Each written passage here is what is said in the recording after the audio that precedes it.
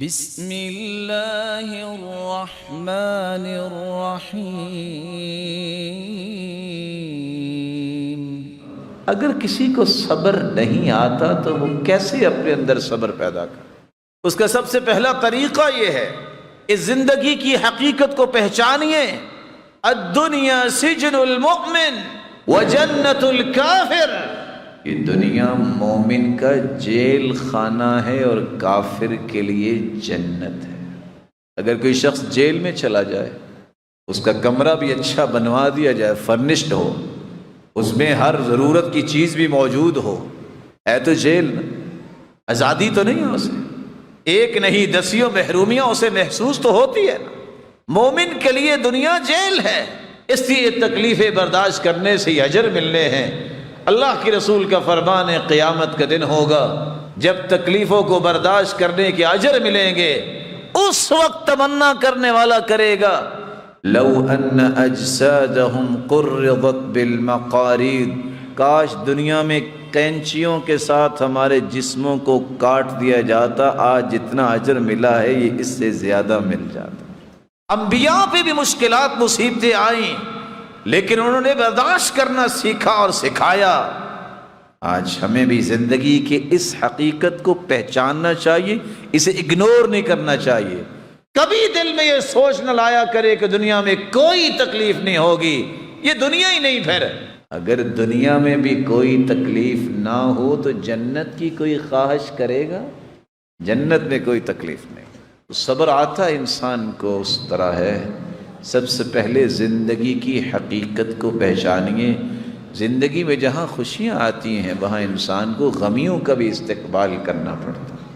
ایک دوسرا طریقہ جس سے آپ اپنے اندر صبر کی صلاحیت پیدا کر سکتے ہیں، وہ اللہ ذوالجلال نے قرآن مجید میں بیان کیا ہے۔ یا ایہا الذین آمنوا استعینوا بالصبر والصلاة ان اللہ مع الصابرین۔ ایمان کا دعویٰ کرنے والوں، مدد طلب کرو۔ کس بات سے؟ بالصبر والصلاة، نماز تم پڑھو گے، فرائض کی پابندی کرو گے، نوافل پڑھو گے، سجدہ کرو گے، اللہ تمہارے اندر صلابت اور قوت پیدا کر دیں گے کہ تم صبر کرنے والوں بنو۔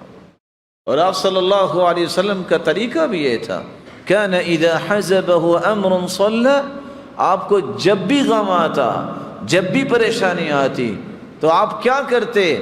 آپ اللہ کے سامنے سجدہ ریز ہو جاتے۔ عبداللہ ابن عباس رضی اللہ تعالیٰ عنہ کو اطلاع ملی، جا رہے تھے، سواری پہ سوار تھے، اطلاع ملی کہ آپ کے بھائی اللہ کے پاس چلے گئے۔ سواری روکی، نماز شروع کر دی۔ ساتھی نے کہا یہ کیا؟ آپ جلدی پہنچیے۔ کہا پہنچ کر کیا کروں گا؟ رب کی امانت رب کے پاس چلی گئی، میں تو صرف اس لیے نماز پڑھ رہا ہوں وہ طاقت تو مجھے مل جائے کہ میں اس صدمے کو برداشت کرنے کے قابل ہو جاؤں، کیونکہ اللہ کے قرآن نے یہ کہا ہے استعینوا بالصبر والصلاة۔ تم اگر اللہ ذوالجلال سے مدد طلب کرنا چاہتے ہو تو پھر نوافل پڑھو، تہجد پڑھو، نماز پڑھو اور فوراً اللہ کے سامنے سجدہ ریز ہو جاؤ۔ تمہارے اندر یہ طاقت آ جائے گی کہ تم بڑے سے بڑے صدمے کو برداشت کر لو۔ ایک تیسرا طریقہ ہے جس سے انسان اگر صبر نہیں آ رہا تو اس کے اندر صبر آ جاتا ہے، اپنی زبان اس پہ اللہ ذوالجلال کا ذکر لاؤ اور اللہ کے رسول پر کثرت سے درود بھیجو۔ الا بذکر اللہ تطمئن القلوب۔ دلوں کا سکون تو اللہ نے اپنے ذکر میں رکھا ہے، اس لیے قلبی سکون اللہ کے ذکر کے بغیر ممکن نہیں ہے۔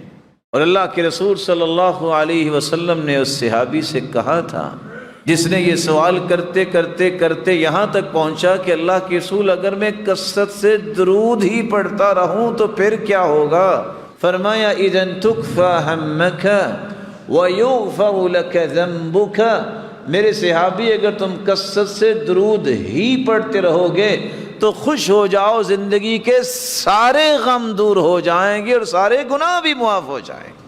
تو صبر کرنے کا تیسرا طریقہ یہ ہے، اللہ کے ذکر کو اپنی زبان پہ لائیے اور اللہ کے رسول پر درود بھیجنے کو اپنا معمول بنا لیجیے۔ ایک صبر کرنے کا چوتھا طریقہ بھی ہے، وَكُلًّا نَقُصُّ عَلَيْكَ مِنْ أَنْبَاءِ الرُّسُلِ مَا نُثَبِّتُ بِهِ فُؤَادَكَ وَجَاءَكَ فِي هَذِهِ الْحَقُّ وَمَوْعِظَةٌ وَذِكْرَى لِلْمُؤْمِنِينَ۔ انبیاء کے قصے پڑھیے، صحابہ کرام کی زندگیوں کو پڑھیے، سمجھ آئے گی کہ کیسے اللہ نے ان کو قوت دی، کیسے انہوں نے صبر کیے، کس طرح انہوں نے زندگی کے معاملات کو چلایا، آپ کے اندر صبر آئے گا۔ ایک پانچواں طریقہ بھی ہے جس سے آپ اپنے اندر صبر کی صلاحیت پیدا کر سکتے ہیں۔ رسول اللہ صلی اللہ علیہ وآلہ وسلم نے کچھ دعائیں بتائی ہیں، یہ دعائیں اپنا معمول بنائیے۔ اذا اصاب احدا ہم او غم او سقم او شدہ، کسی کو غم آیا، فکر نے گھائل اور نڈھال کر دیا، بیماری نے لاچار کر دیا، سختیوں کی چکی میں پس گیا ہے، صرف اتنے الفاظ بول دے، اللہ ربی لا شریک لہ۔ اتنے الفاظ بولنے سے اللہ اتنا راضی ہوتے ہیں کہ غم بھی، ہم بھی اور سختیاں بھی اور بیماریوں کو بھی اللہ دور کر دیتے ہیں۔ اللہ اللہ ربی لا اشرک بہ شیئا، یہ شخص جو پڑھ لیتا ہے اللہ ذوالجلال اس کے غموں کو اور پریشانیوں کو دور فرما دیتے ہیں۔ اللہ کے رسول کان اذا رعہ شیء، آپ کو بھی جب کوئی پریشانی ہوتی تو آپ یہ بھی پڑھتے، یا حی یا قیوم برحمتک استغیث، اللہ میں تیری رحمت کا ہی طلبگار ہوں، اللہم رحمتک ارجو فلا تکلنی الی نفسی طرفت عین واصلح لی شأنی کلہ لا الہ الا انت۔ یہ الفاظ پڑھنے والا کبھی کمزور دل نہیں ہو سکتا۔ التلبینہ مجمۃ لفؤاد المریض وتذهب ببعض الحزن، رسول اللہ صلی اللہ علیہ وسلم نے ایک چھٹا علاج بھی بیان کیا، تلبینہ کھاؤ، اس سے انسان کا غم بھی دور ہوتا ہے اور بیماری بھی، جو مریض ہے اس کی بیماری کو بھی لے جاتا ہے۔ ایک ساتواں اور آخری علاج رسول اللہ صلی اللہ علیہ وسلم نے فرمایا، اگر کسی کو صبر نہیں آ رہا تو وہ میری موت کو یاد کر لے کہ اللہ کے پیارے پیغمبر بھی تو دنیا سے چلے گئے، صحابہ پہ کیا گزری ہوگی۔ رسول اللہ صلی اللہ علیہ وسلم نے فرمایا، اللہ ذوالجلال اپنے فرشتوں سے پوچھتے ہیں، اقبضتم ولد عبدی ثمرۃ فؤادہ، جب تم نے روح کو قبض کیا میرے بندے جو دل کا ٹکڑا تھا کسی کا، یہ بتاؤ اس نے پھر کیا کہا؟ کہا اللہ حمیدک واسترجعک، اللہ تیری تعریف ہی کی ہے اور یہی کہا ہے انا للہ و انا الیہ راجعون، تعریف ہی کی ہے الحمدللہ انا للہ و انا الیہ راجعون۔